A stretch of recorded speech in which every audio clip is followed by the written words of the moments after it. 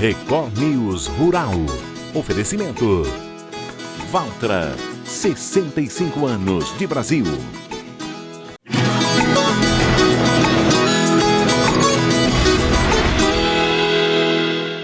Oi, muito bom dia para você. O Record News Rural está no ar.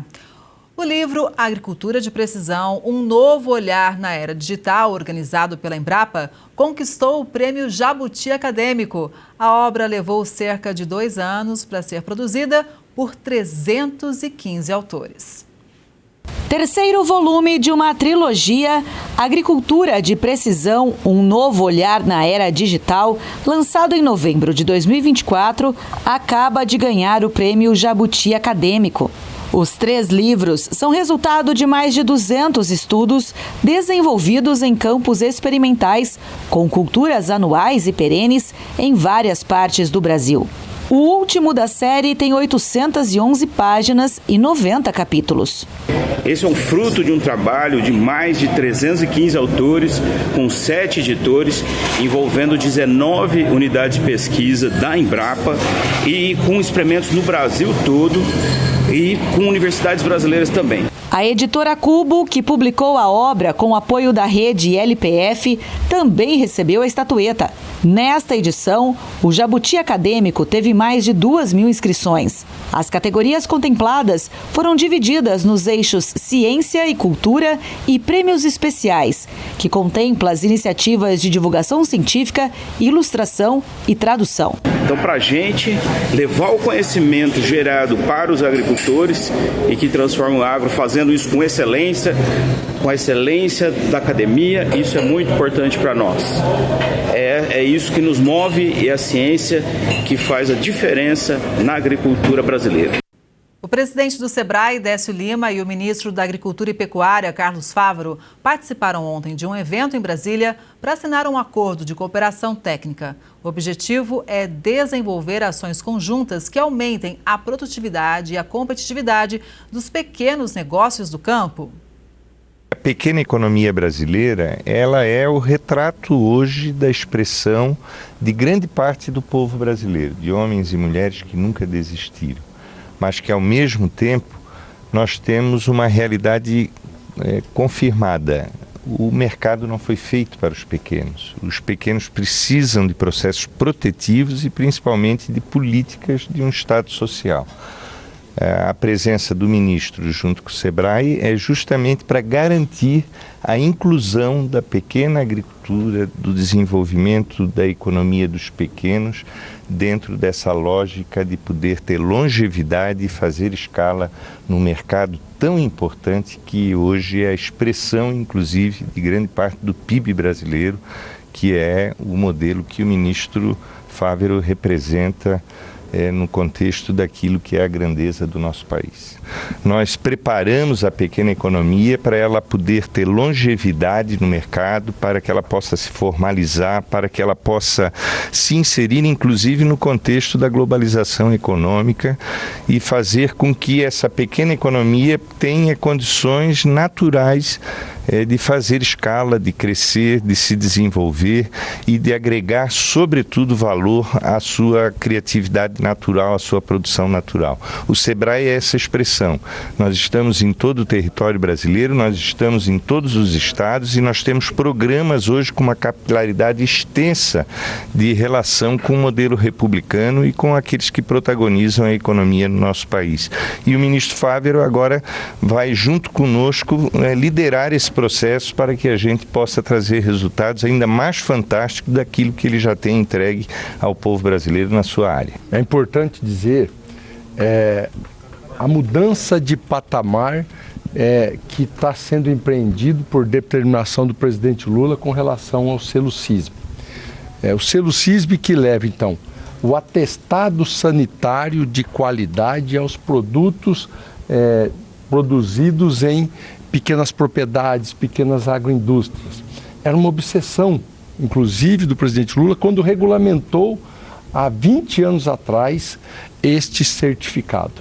E veja que de 2006 até 2006 ou 2008, mais ou menos, até 2022, pouco mais de 300 municípios brasileiros tinham o selo CISB à disposição dos empreendimentos locais. E de lá para cá, fizemos uma grande força-tarefa, inclusive mudando a forma de interagir com os municípios individualmente e passando a interagir nos consórcios municipais, onde dilui o custo e potencializa o acesso, onde você teria que ter um médico veterinário para cada município, um laboratório para cada município. Quanto custa isso para a máquina pública? E no consórcio municipal, isso você compartilha. E nós avançamos de forma exponencial e vamos chegar até o final do mandato do presidente Lula com 2.300 municípios habilitados com o selo CISB. Agora, a partir daí, tendo o selo de qualidade, de inspeção instalado, limita o potencial do Ministério da Agricultura, porque aí passa a ter que ter o acesso, então, ao empreendimento. Há uma granja, há uma queijaria, há uma produção de ovos. E ninguém com mais capilaridade e competência poderia, então, acessar esses empreendedores, tecnificar, qualificar e prepará-lo, então, para agregar valor ao seu produto. Ninguém teria mais competência do que o Sebrae. Os preços do algodão estão caindo nos últimos dias. Aumento da oferta e demanda enfraquecida explicam esse cenário. Em julho, o indicador do algodão em pluma, CPEA-Exalc, com pagamento em 8 dias, teve média de R$ 4,1061 a libra-peso, uma queda de 4,03% em relação a junho de 2025 e 2% abaixo da de julho do ano passado em termos reais.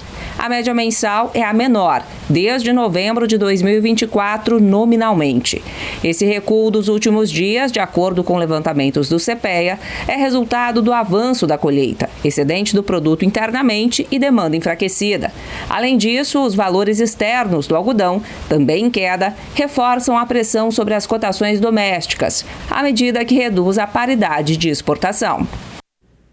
A lei que restringe a pesca predatória em Goiás tem ajudado na recuperação de espécies ameaçadas.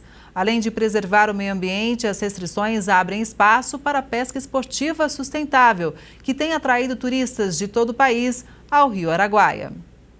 Você sabe que o rio está para peixe quando é possível pescar até com a mão. No meio desse tanto de peixe, é só você abrir a mão e pegar. Sebastião Caroço, conhecido como Carocinho, é pescador profissional e biólogo e registrou essas imagens no Rio Araguaia, o mais importante de Goiás. Uma abundância de peixe daquela forma, nem nos rios mais intocados do Brasil a gente não consegue ver aquele tanto de cardume. Mas tem regra, o que é pescado no rio, fica no rio. Há 12 anos, vigora em Goiás a lei da cota zero. Isso significa que é proibido transportar qualquer quantidade de peixe nativo pescado nos rios aqui do estado. A pesca esportiva, que devolve o peixe para a água, é permitida. Também é possível consumir até 5 quilos de pescado no próprio rio, respeitando as espécies ameaçadas e os tamanhos dos animais. A decisão de proibir o transporte de peixe foi tomada para permitir a reprodução e o repovoamento dos rios. E tem dado resultado. A gente consegue ver que os cardumes aparecem anualmente, várias vezes ao ano, subindo o rio. Peixes que eram ameaçados de extinção se tornaram mais comuns, como a piratinga e a piraíba, a rainha do Araguaia. De inteirinho, de muita batalha, nós conseguimos. E se tem peixe no rio, a cadeia alimentar funciona como deveria. Flagrantes de botos, arraias, jacarés gigantes e onças voltaram a ser rotina. Só aprendeu a respeitar e é por isso que tem gente vindo do mundo inteiro para pescar com a gente. O município de Rio Verde, no interior de Goiás, se transforma para celebrar uma das suas maiores tradições, a abóbora gigante. Ela é usada como decoração na comemoração de aniversário da cidade e aparece por todos os cantos, chamando a atenção dos moradores e, claro, também dos turistas.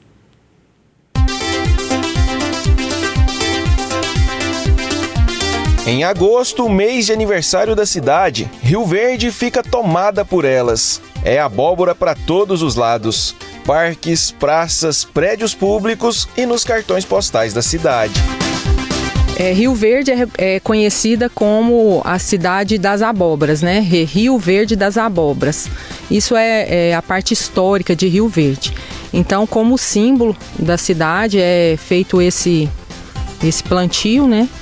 Para colocar nas ruas como ornamentação no dia do aniversário da cidade, dia 5 de agosto de todo ano.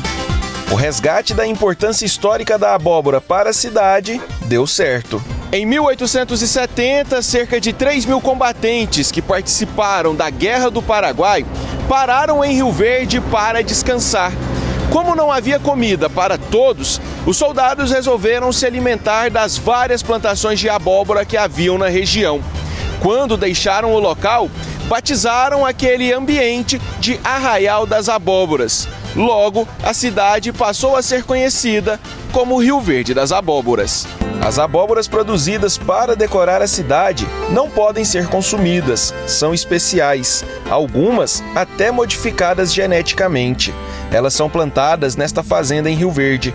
A área é cedida por um produtor rural, mas o manejo é administrado pela Secretaria de Agricultura da Prefeitura Municipal. Aqui nós temos 4 variedades, variando do ciclo de 90 a 150 dias. Então, são uma variedade de 150 dias, 2 variedades de 120 dias e uma variedade de 90 dias. Essa pequenininha é a Moranga Exposição. Essa grandona é a Mamute. Esta outra, que lembra uma mexerica, é a Atlântica Gigante. E esta aqui é a Landa Seca, também conhecida como abóbora de pescoço. As variedades foram escolhidas propositalmente. O entendimento é que elas se completam na decoração. As maiores têm a função de chamar a atenção e as menores são usadas para dar acabamento na decoração. Essas abóboras, elas são desenvolvidas para a parte de ornamentação. Então, elas não são desenvolvidas para o consumo. Até a polpa dela tem uma característica mais fibrosa, que se a pessoa ingerir, pode até causar problemas para a saúde da própria, né?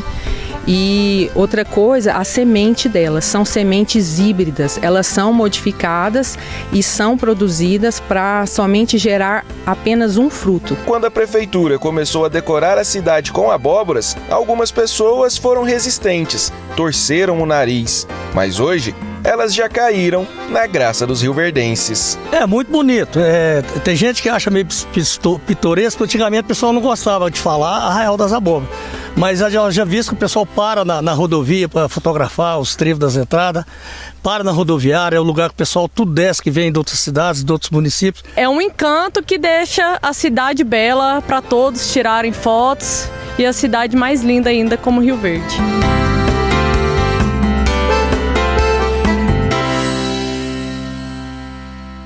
O setor cafeiro brasileiro ainda aguarda uma definição sobre a tarifação em relação aos produtos para os Estados Unidos. Enquanto isso, no mercado interno, os valores registram baixa. Já começou a valer a tarifa de 50% anunciada pelo governo norte-americano para produtos brasileiros importados para os Estados Unidos. O café é um dos produtos taxados, mas o setor ainda segue na expectativa de uma negociação. Segundo agentes de mercado do CPEA, a pressão exercida por empresas norte-americanas interessadas na manutenção do suprimento regular de cafés brasileiros, insumo essencial na composição de blends industriais, pode ajudar na negociação. Isso porque o Brasil é responsável por fornecer cerca de 25% do café importado pelos Estados Unidos e é o principal fornecedor na variedade arábica, insumo base para a indústria local de torrefação. Enquanto isso, no Brasil, a colheita segue avançando para o arábica e já está finalizada para o robusta na maior parte das praças do Espírito Santo e Rondônia. No mercado doméstico, o indicador CPEA-Exalc do Arábica tipo 6, bebida dura para melhor, posto na capital paulista, perdeu R$ 22,49 a saca de 60 quilos, uma queda de 1,2% no acumulado de julho, encerrando o mês a R$ 1.811,87 a saca. Para o Robusta, levantamentos do CPEA mostram que as cotações recuaram um pouco mais, pressionadas pela maior oferta interna. O indicador CPEA-Exalc do tipo 6, peneira 13 acima, a retirar no Espírito Santo, caiu pouco mais de R$ 76,00 a saca de 60 quilos, uma retração de 6,9%, fechando a R$ 1.028,45 a saca no dia 31 de julho. A sobretaxa norte-americana já está valendo e impacta o agronegócio brasileiro. Hoje a análise é em relação à piscicultura e quem chega para fazer um panorama para a gente é o Francisco Medeiros, que é presidente da Peixe BR. Francisco, bom dia, seja muito bem-vindo ao Record News Rural. Bom dia para você e para todos que estão aqui nos vendo, né? E tratando de um assunto tão importante para o agronegócio brasileiro, que é essa tarifa dos Estados Unidos. Pois é, e a piscicultura é fundamental, muito importante ter você com a gente aqui. Francisco, para todo mundo ter uma ideia, qual que é a importância do mercado norte-americano para o setor? Bom, primeiro que os Estados Unidos é o maior importador de filé de tilápia do mundo, então é o principal mercado, é os Estados Unidos. Está aqui na nossa porta, está muito, muito perto. Em função disso, nós acabamos nos especializando em atender o mercado americano, principalmente no que ele melhor remunera, que é o filé fresco premium. Então, a gente vende um produto de maior valor agregado. O principal fornecedor é a China, com produto de qualidade inferior, e nós entramos com um produto fresco. Só para vocês terem uma ideia, no momento que o peixe sai da água, nós conseguimos entregar na Flórida em no máximo 48 horas. Então, além de entregar um produto de qualidade, nós elaboramos uma estratégia de logística que não existe nada parecido no mundo. Praticamente todos os aviões que estavam saindo de Guarulhos e de Campinas para os Estados Unidos, principalmente os de passageiros, transportavam filé de tilápia. Então, essa estrutura que nós fizemos, além da questão da suspensão do certificado sanitário internacional, que era um processo que às vezes atrasava, criamos o melhor ambiente possível de comercialização, de qualidade de produto, e é para onde nós estávamos enviando mais de 90% de nossas exportações. Se nós analisarmos, inclusive esse ano agora, cada mês a gente estava dobrando as exportações quando comparava com o ano anterior, e nos últimos 3, 4 anos a gente tem feito isso. Só para vocês terem uma ideia, em 2022 para 2023 nós éramos o 8º exportador de filé fresco para os Estados Unidos, terminamos 2024 já como o 2º, e na nossa projeção, a partir inclusive dos resultados dos primeiros 6 meses, nós terminaríamos 2025 como maior exportador de filé fresco para os Estados Unidos. Então, havia a demanda do mercado americano, e a indústria aqui se especializou em produzir o que nós temos de melhor para exportar. Pois é, e como você explicou para a gente, houve um grande trabalho, desde certificações e tudo mais, mas também de investimento, né, de quem apostou nesse mercado, Francisco.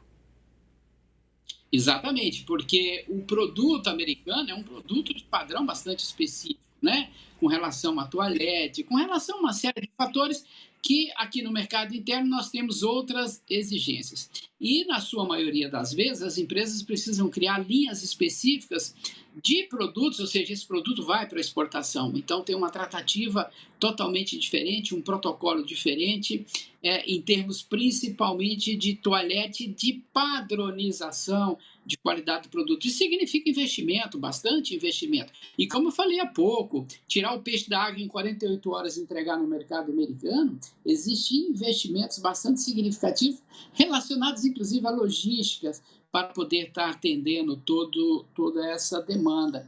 E com a perspectiva, como nós estamos aumentando as exportações e com perspectiva de aumentar cada vez mais, as empresas estavam confiantes, né, de fazer seus planejamentos. Então, todas elas não estavam trabalhando com planejamento de curto e médio prazo, eram planejamentos de médio e longo prazo, construção de novas plantas, principalmente a automatização do processo de processamento de filetagem, se investiu muito dinheiro nisso. Hoje as nossas plantas de processamento de tilápia já são as mais modernas do mundo.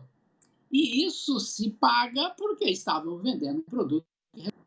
Exato. Agora, Francisco, por favor, traz um panorama para a gente sobre os nossos concorrentes, porque a gente tem qualidade, a gente fez os investimentos para atender às exigências do mercado norte-americano. A gente tem a logística, a questão, né, competitiva também, somos competitivos. Quais são os nossos concorrentes hoje nesse segmento, lá no mercado norte-americano? Bom, especificamente no filé fresco, que é o nosso principal produto, o nosso principal concorrente é a Colômbia. Praticamente hoje a gente estava assim, eles deram o primeiro disparado, a gente foi ganhando o mercado deles, inclusive. Ou seja, nos primeiros 6 meses de 2025, a gente exportou praticamente o mesmo volume que eles exportaram. E, em função disso, eles desativaram bastante suas produções. E tilápia é o seguinte, se você parar hoje ou recomeçar hoje, e nós teremos um problema de desabastecimento no mercado americano, porque não tem ninguém para atender esse produto. Somente a partir do ano que vem, quem começar a repor. Então, o nosso principal concorrente é a Colômbia, depois nós temos Honduras, México, Costa Rica, mas com produções inferiores. A China, que é o maior fornecedor de filé fresco, não tem logística e nem qualidade para fornecer esse produto para os Estados Unidos. Então, nós estávamos num nicho de mercado extremamente promissor no americano. Como é que fica essa negociação agora, Francisco? O setor ainda está sem nenhuma luz no fim do túnel, vamos dizer assim. Como é que estão as negociações, né?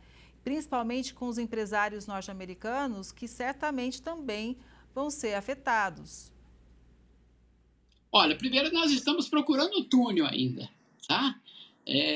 Haja vista de que eles são os principais afetados e logo que começou essa questão da tarifa, estão sendo nossos principais parceiros junto ao americano. Da mesma forma que nós conversamos aqui com o governo brasileiro, eles conversam lá com o governo americano. Nós tínhamos uma expectativa, logo que começou nem o tarifaço, mas apenas o indicativo de tarifaço, de que o governo brasileiro fosse imediatamente para os Estados Unidos com equipe de alto para negociar. Como todos os outros países fizeram a mesma coisa, né?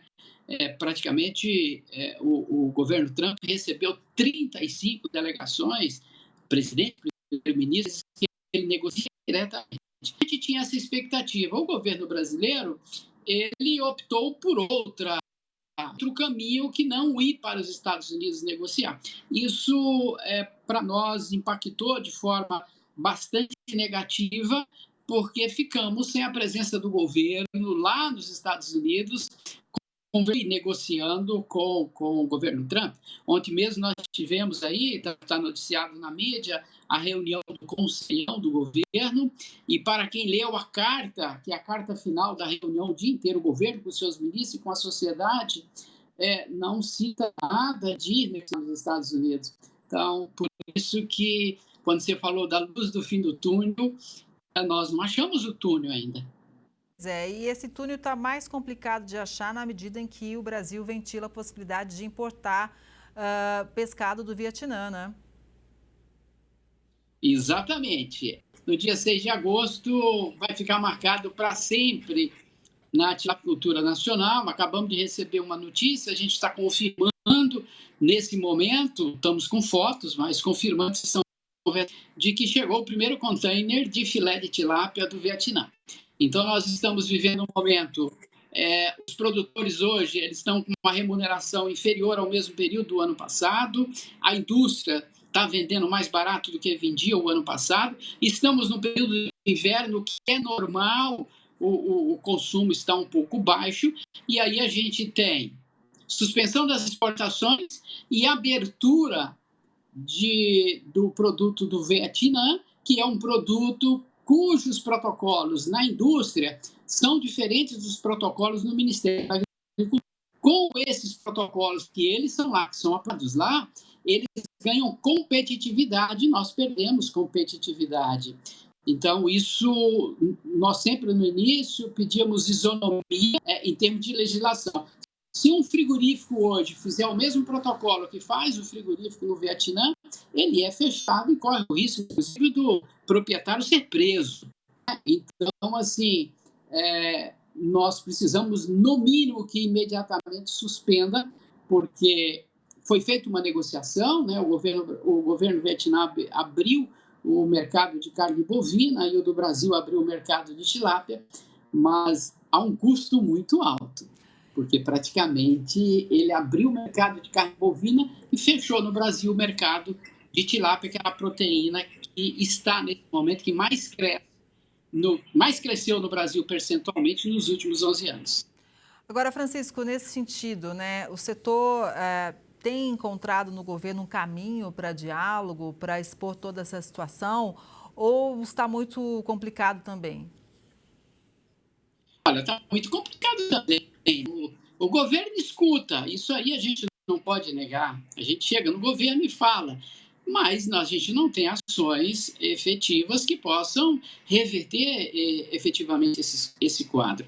Porque nenhuma das empresas que fizeram investimento a médio e longo prazo, você faz uma ampliação de indústria, você tem um tempo de amortização do investimento na ordem de 7 a 10 anos, conforme o investimento que você faz, que inclusive é o valor do financiamento do BNDES. Mas nenhuma das empresas, naquele cenário, né, que se vai fazer de projeção futura, projetava que o governo iria fazer abertura de mercado independente dos protocolos que são processados esse peixe no Vietnã em troca de carne bovina. Ninguém ia imaginar isso. A abertura de mercado é um processo normal, a gente concorda, temos que estar... Nós queremos vender para o mundo inteiro e temos que comprar do mundo inteiro, mas nas mesmas condições. E ninguém imaginava também que ia acontecer uma situação que aconteceu agora com os Estados Unidos.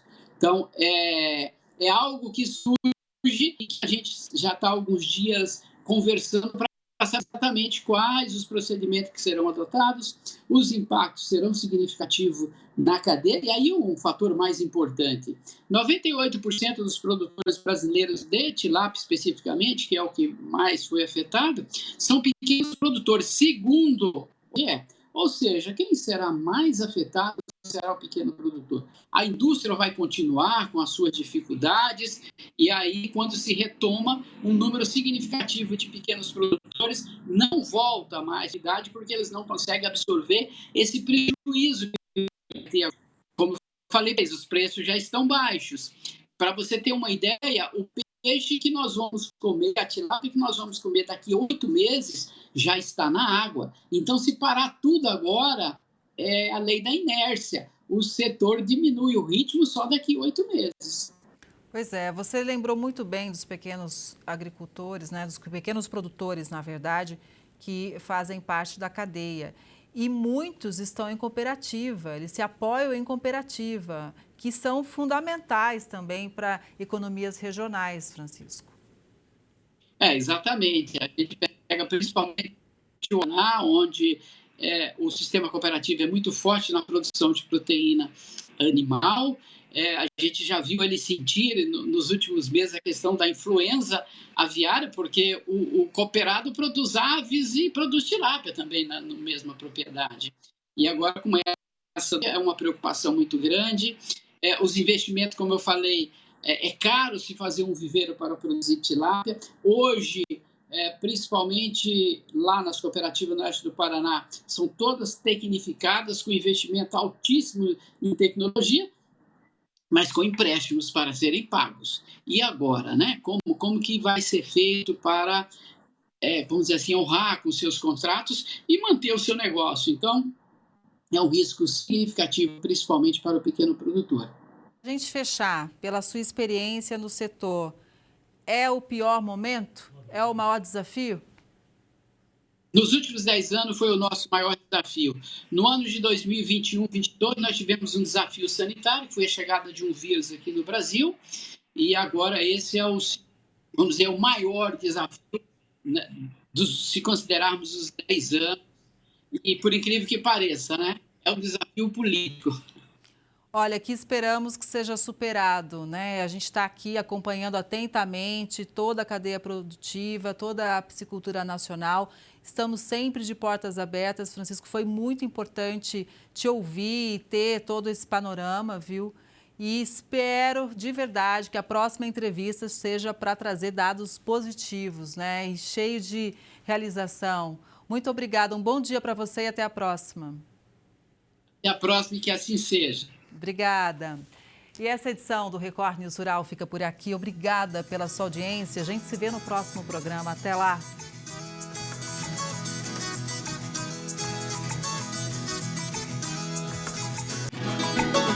Record News Rural. Oferecimento. Valtra, 65 anos de Brasil.